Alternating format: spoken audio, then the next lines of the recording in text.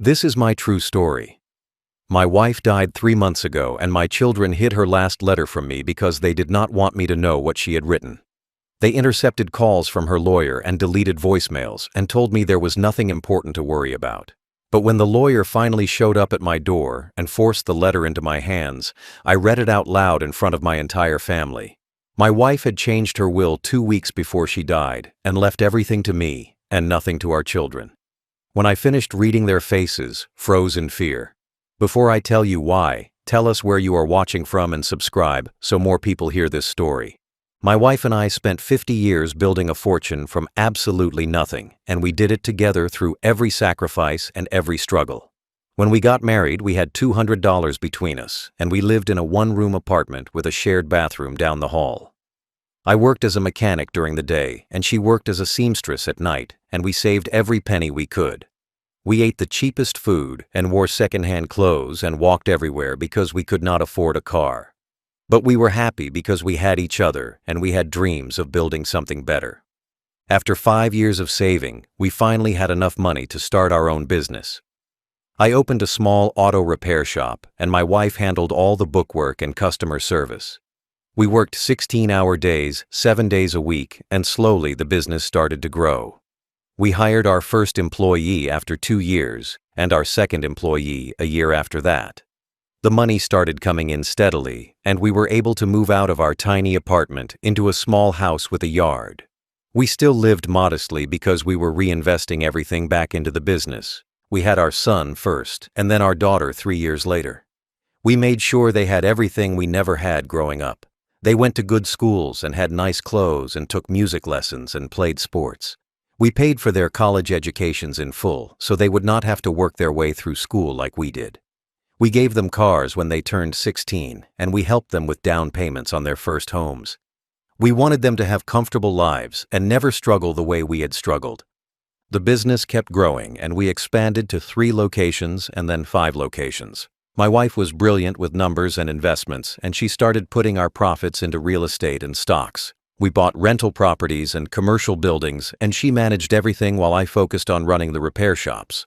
By the time we were in our 50s, we had built a fortune worth several $1,000,000. We owned our home outright and had no debt and had more money than we would ever need. We were not flashy or extravagant with our wealth. We still lived in the same modest house we had bought 30 years earlier. We drove practical cars and took simple vacations and donated quietly to charities. We did not spoil our children with endless handouts, but we made sure they were comfortable and secure. We believed that teaching them the value of hard work was more important than just giving them money. We wanted them to appreciate what they had and understand that wealth came from sacrifice and discipline. We talked often about what would happen to our fortune after we died. We wanted to leave our children and grandchildren financially secure so they would never have to worry about money the way we had worried when we were young. We believed our wealth would be a blessing to our family, and that our children would honor the legacy we built by treating it with respect and gratitude. We trusted them to carry on our values and use the resources we provided to build good lives for themselves and their own children. My wife and I had a partnership built on mutual respect and shared sacrifice. We made every major decision together, and we supported each other through good times and bad times. When the business struggled during economic downturns, we worked harder and cut our own expenses before laying off any employees. When we had successful years, we reinvested the profits and built our wealth slowly and carefully. We never took shortcuts or made risky decisions because we understood that everything we had could be lost if we were not careful.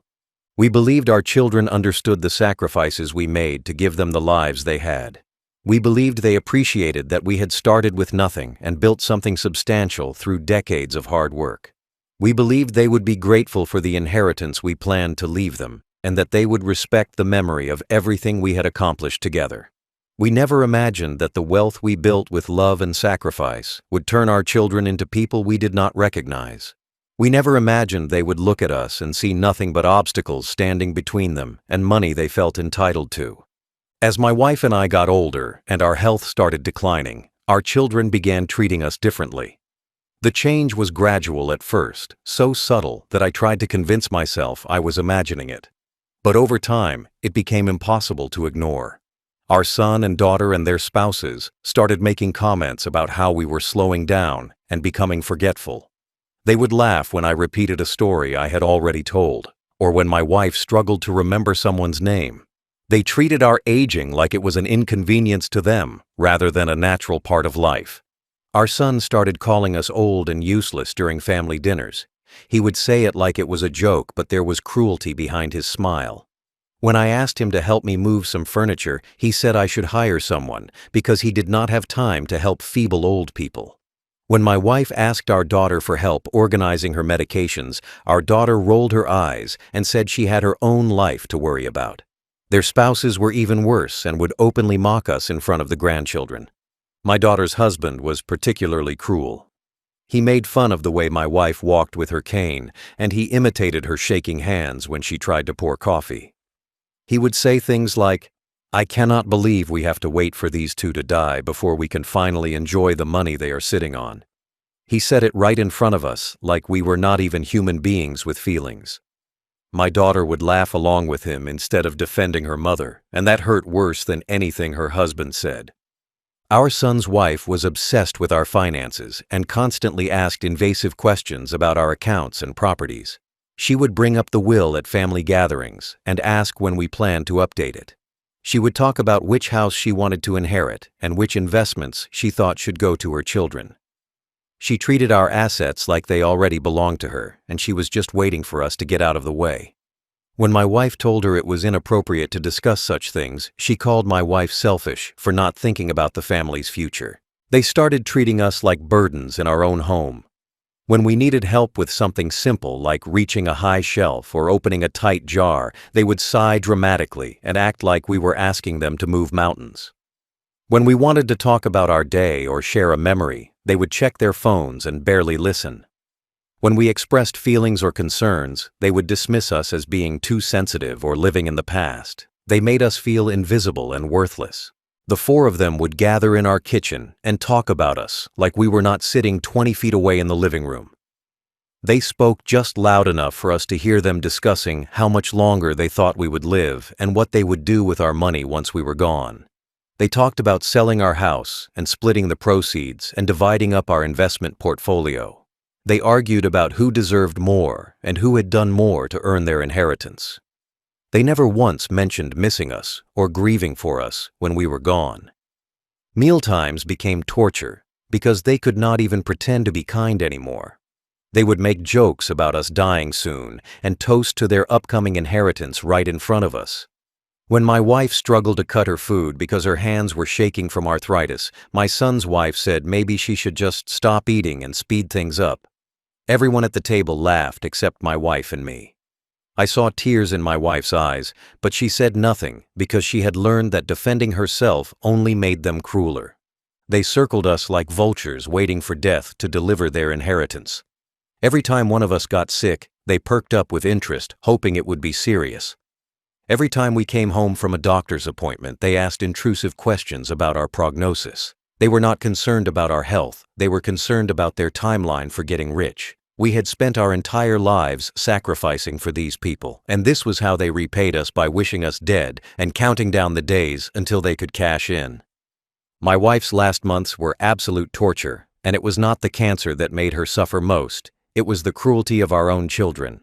She was diagnosed with stage 4 cancer, and the doctors said she had maybe 6 months to live. I wanted to hire full-time nurses to help care for her, but our children said that was a waste of money.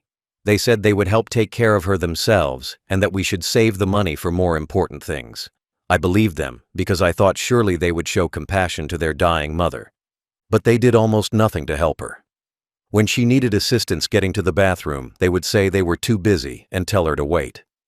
She would sit there in pain and humiliation, waiting for someone to help her, and sometimes she would have accidents because no one came. When she cried from the pain, they called her dramatic and said she was exaggerating to get attention.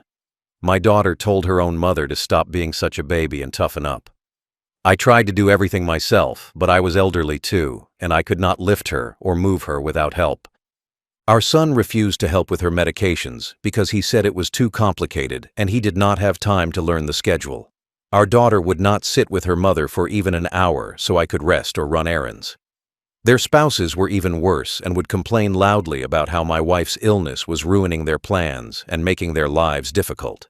They acted like her dying was an inconvenience they had to endure, rather than a tragedy we should face together as a family. My daughter's husband said the most unforgivable thing I have ever heard another human being say. He came to visit one afternoon when my wife was sleeping, and he stood at her bedside looking down at her frail body. I was sitting in the corner of the room, and he did not realize I could hear him. He looked at my dying wife and said out loud, "Hurry up and die already so we can split the money and move on with our lives." I started to stand up to throw him out of the house, but before I could move, my wife's eyes opened. She had heard every word. I saw something change in her face in that moment. She looked at her son-in-law with an expression I had never seen before. It was not sadness or hurt, it was cold calculation. She did not say anything to him, she just stared at him until he got uncomfortable and left the room.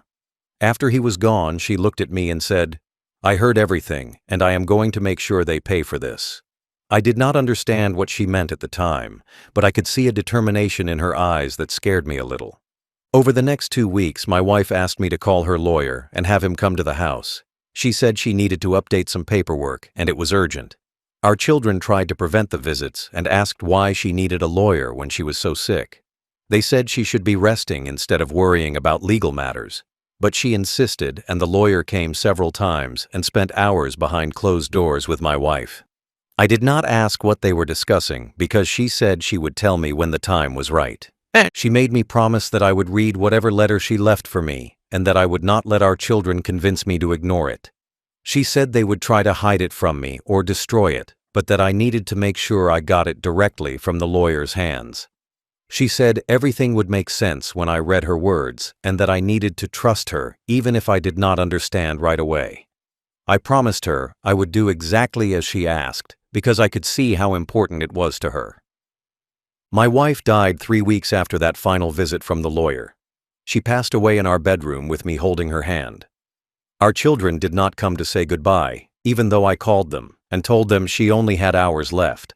They said they were too busy and they would come by later. She died alone with only me beside her because her own children could not be bothered to show up. After my wife passed away, our children immediately took over planning her funeral like it was a business transaction they wanted to complete as quickly and cheaply as possible. They did not ask me what kind of service I thought she would want or whether I had any special requests.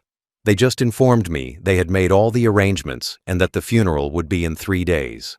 When I saw the funeral home they had chosen, I realized they had picked the cheapest option available. The casket was basic pine, and the service was limited to 1 hour with no reception afterward.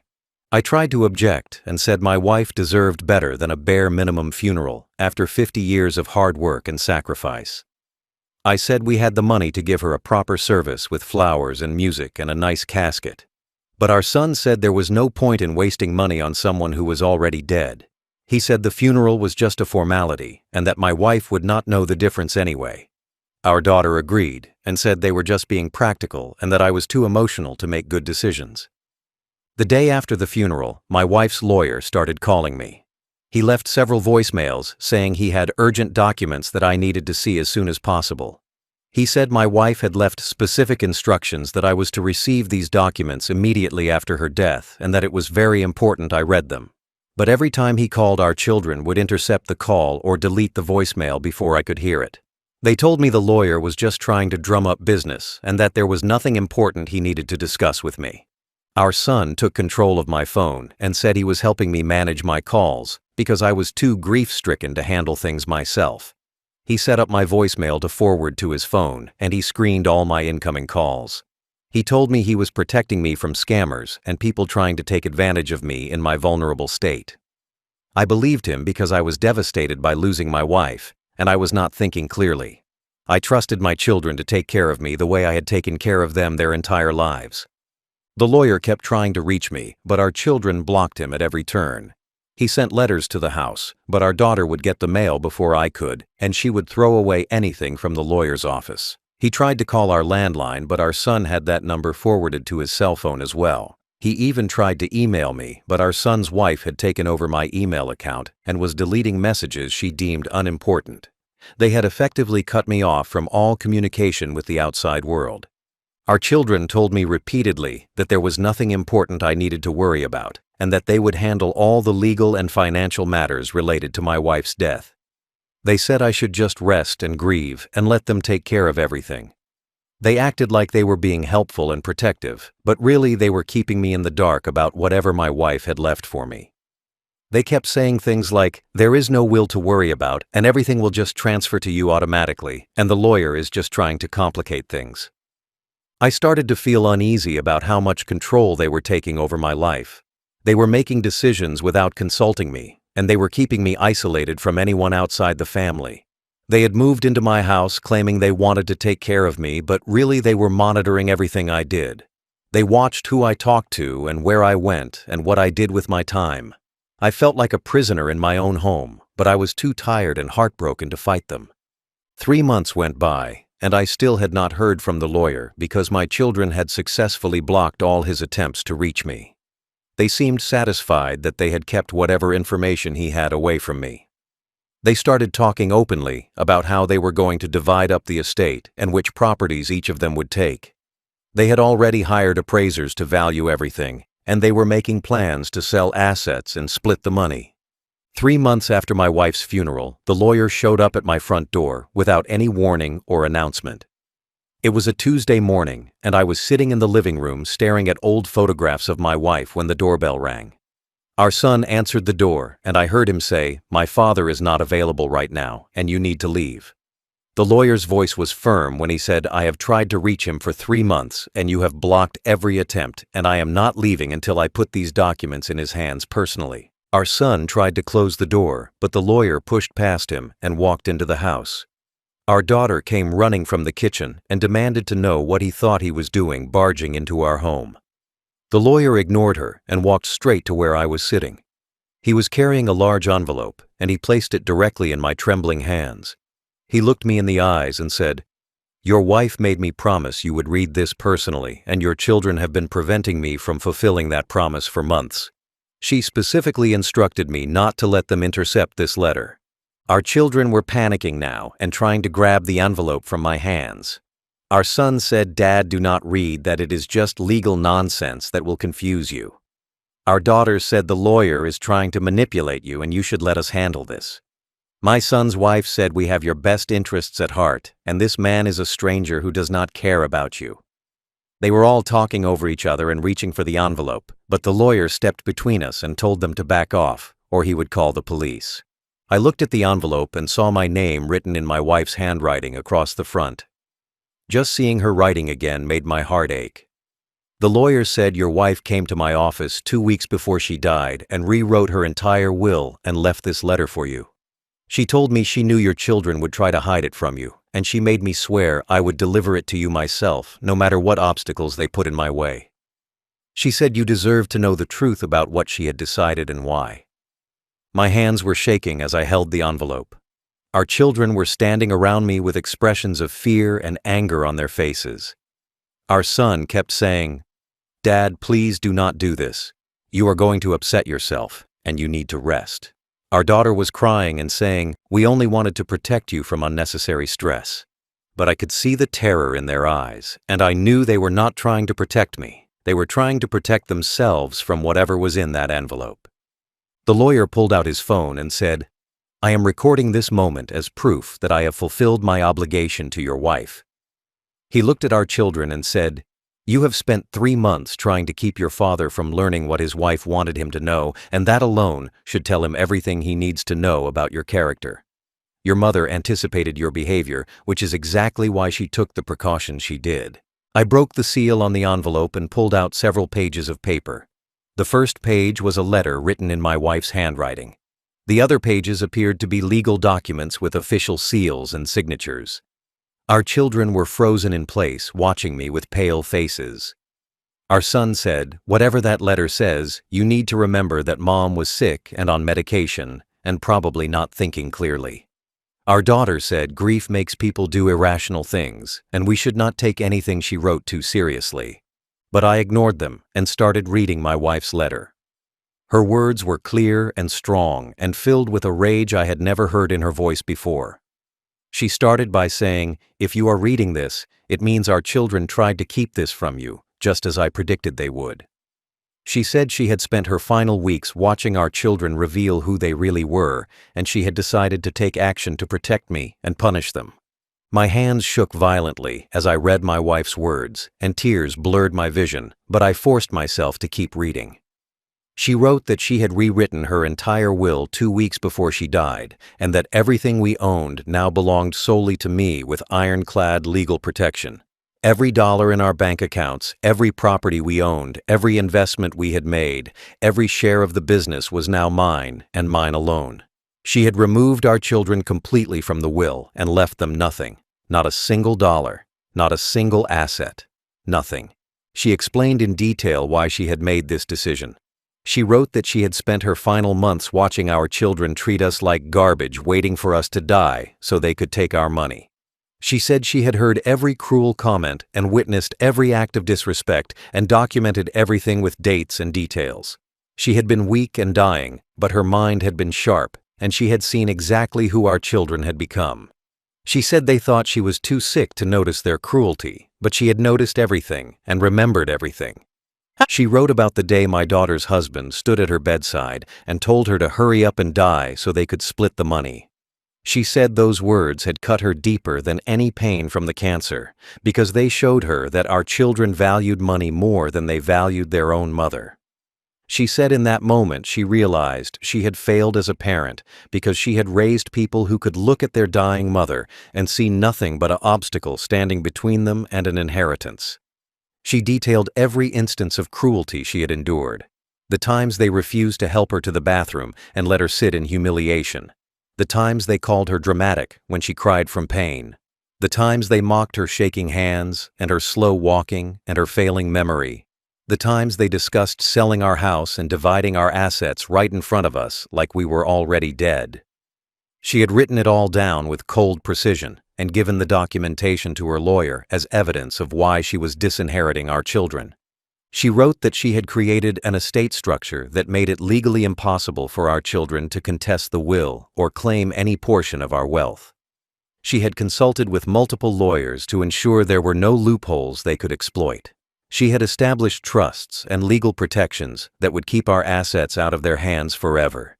She said she had used the same intelligence and business sense she used to build our fortune to make absolutely certain our children would never see a penny of it. The letter explained that I now had complete control over everything, and that I could do whatever I wanted with our wealth. She said I could give it to charity, or spend it on myself, or leave it to people who actually deserved it. She said the only thing I could not do was give it to our children, because she had built legal walls that prevented that from happening. She wanted to make sure that even if I felt guilty or weak after her death, I would not be able to undo what she had done. She wrote that our children had spent months planning how they would divide up our wealth and how they would spend the money they thought was coming to them. She said they had already started fighting over who would get which properties and which investments. She said they had treated our life's work like it was a prize they had won just by being born. She wanted them to understand that they were entitled to nothing and that their cruelty had cost them everything. The final paragraph of the letter was the most devastating.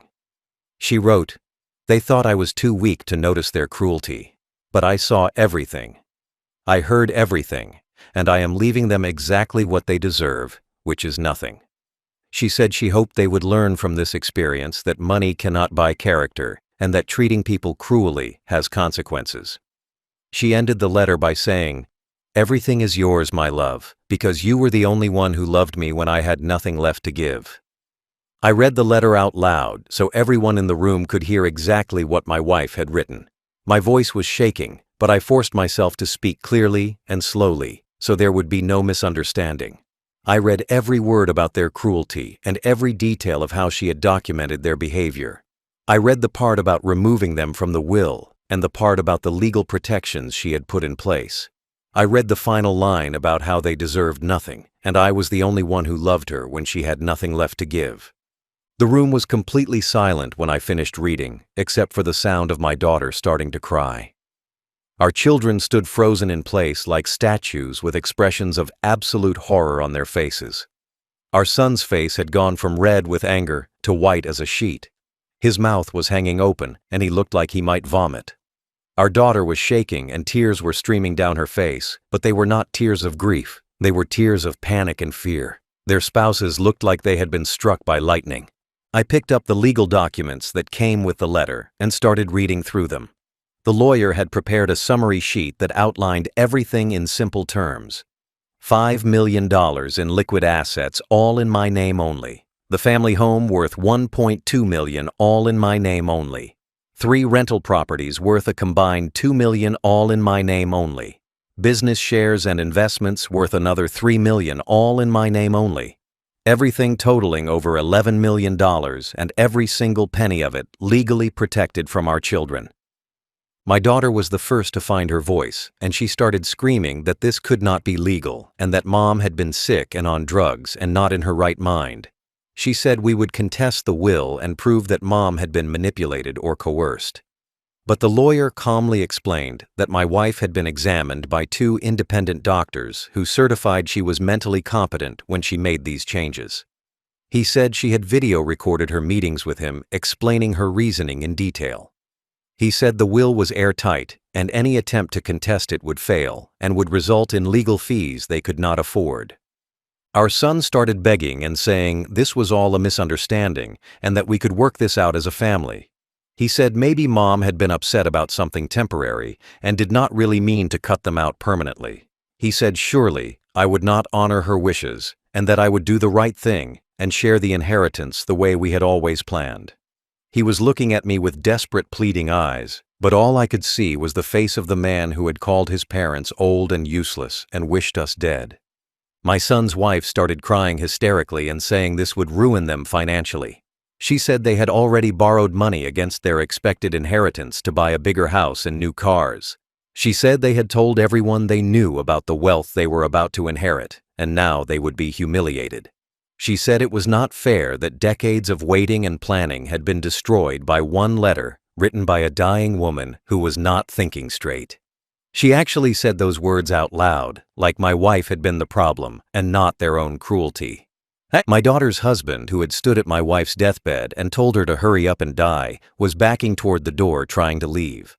The lawyer stopped him and said you should stay and hear this because you are specifically mentioned in the documentation.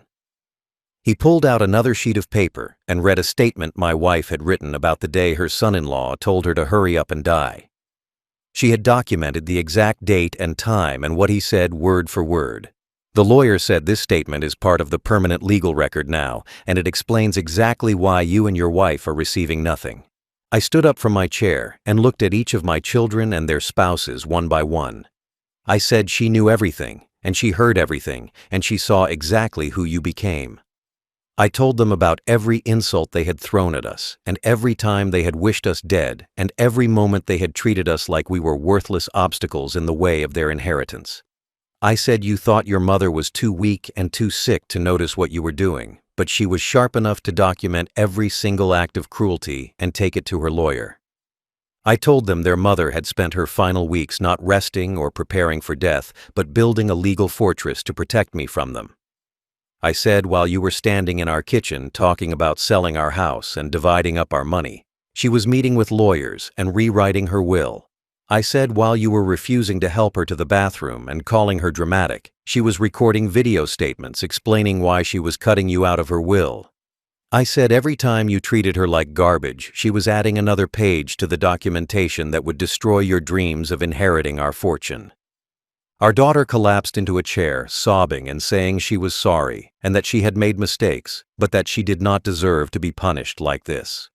She said she had been stressed and overwhelmed and had not meant the things she said. She begged me to understand that people say things they do not mean when they are under pressure. But I reminded her that her own husband had stood at her mother's deathbed and told her dying mother to hurry up and die, and she had not said one word to defend her mother or stop him. I said your silence was just as cruel as his words. Our son tried a different approach and said we needed to think about the family and the grandchildren and how this decision would affect everyone. He said Mom would not have wanted us to be torn apart by money and that she would want us to find a way to reconcile. But I pulled out another section of my wife's letter where she had specifically addressed this argument. She wrote that our children would try to use guilt and family obligation to manipulate me into giving them money. She said I should not fall for their manipulation because they had shown no concern for family when they were treating us like trash. I told them the lawyer had recorded videos of their mother explaining her decisions and that I had watched those videos the night before. I said I had seen her sitting in the lawyer's office weak and dying, but with absolute clarity and determination in her eyes. I said she had listed every act of cruelty they committed and explained why each one had convinced her they did not deserve her money. I said she had cried while making the videos, not because she was sad about dying, but because she was sad about what her children had become.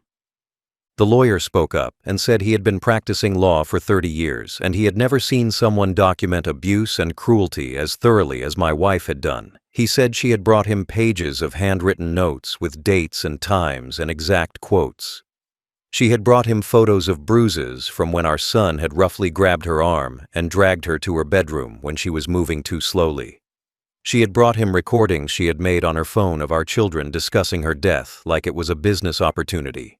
He said the evidence was overwhelming and disturbing, and it had been his honor to help her protect her husband from the people who called themselves her children.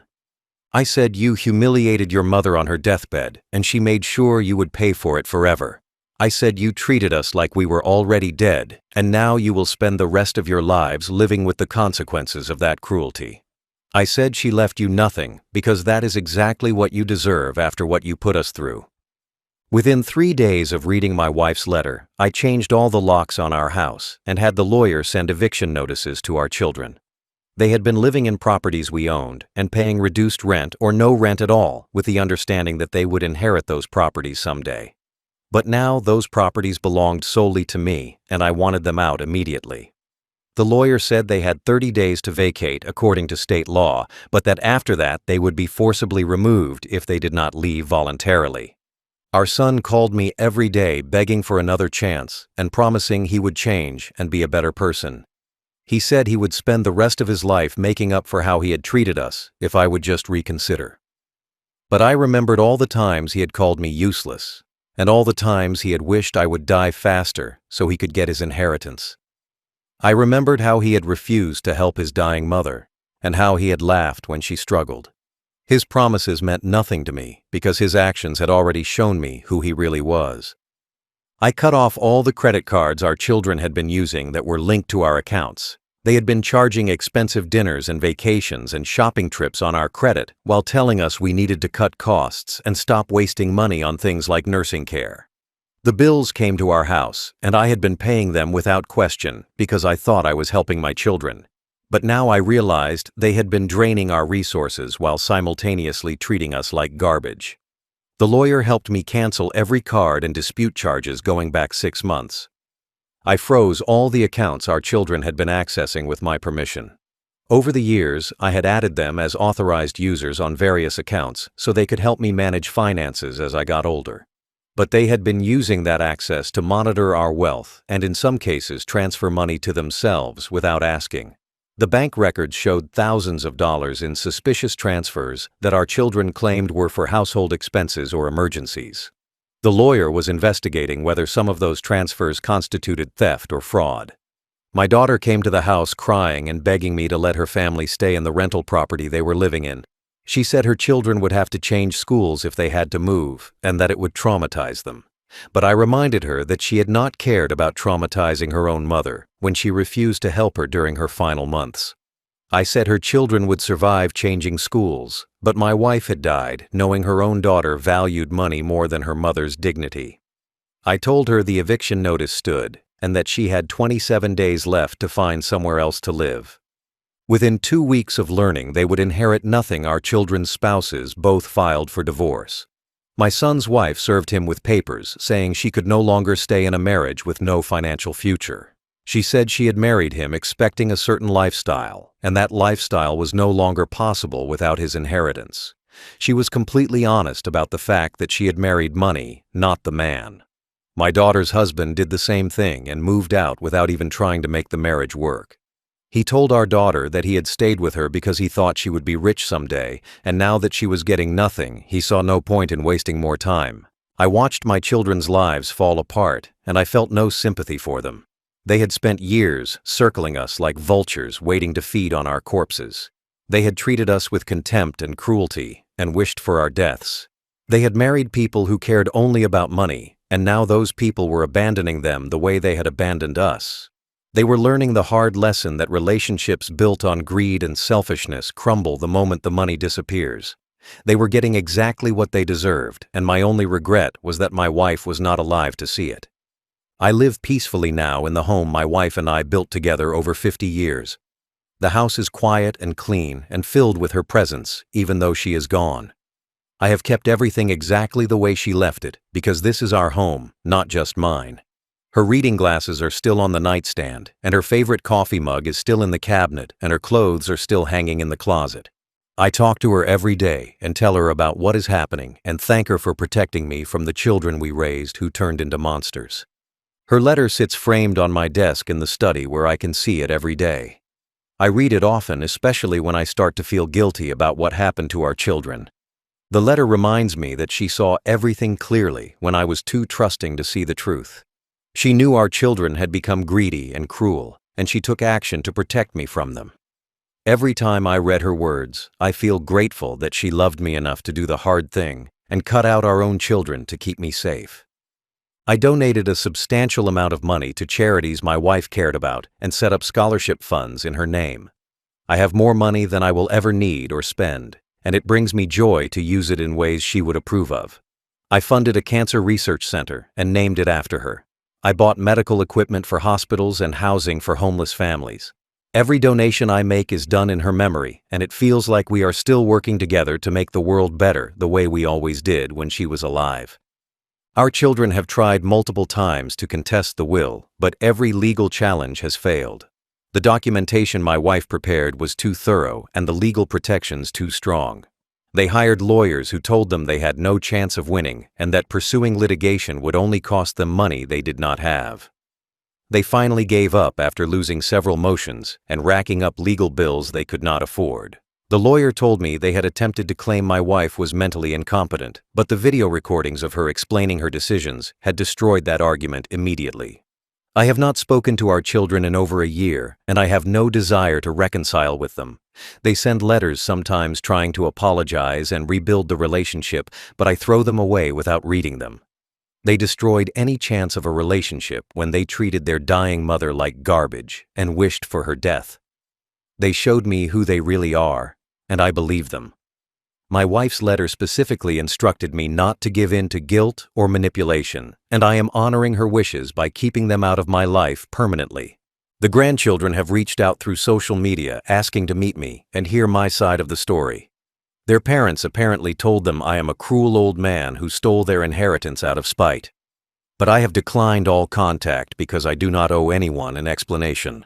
My wife left a detailed record of exactly why she made the decisions she made, and that record speaks for itself. If the grandchildren want to know the truth, they can read the legal documents that are now part of the public record. I spend my days doing things my wife and I never had time to do when we were busy building our fortune. I travel and read and volunteer and enjoy the money we worked so hard to accumulate. Every good meal I eat and every beautiful place I visit, I dedicate to her memory. She gave me the gift of financial security and freedom from children who saw me as nothing but a source of money. She protected me with her final act of love, and I will honor that gift by living well and remembering her sacrifice. Her final words in the letter are burned into my memory. They treated us like trash, my love, so I left them in the garbage where they belong. Everything is yours, because you were the only one who loved me when I had nothing left to give. They hid my wife's letter thinking they would inherit $5 million. When I finally read it, they learned she had left them nothing but the memory of their own cruelty, and that is exactly what they deserve.